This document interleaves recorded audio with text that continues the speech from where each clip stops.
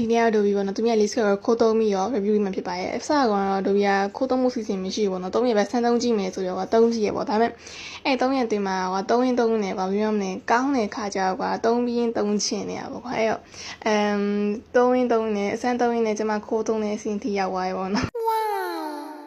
ခိုးသုံးတာလဲ17ရက်လောက်မသိဘူးအဲ့ဒါ17ရက်လောက်ကြာသွားရဲ့ခါမှာကျွန်မနှခမ်းလေးရကွာလုံးဝပြောင်းလဲသွားတော့ပြောင်းလဲဆိုရင်ခိုင်းနဲ့ညိုနေညမှာဆိုရှင်အဲ့အညိုရဖြော့သွားကွာဖြော့သွားရကကြတော့သူရဲ့သဘောကျသွား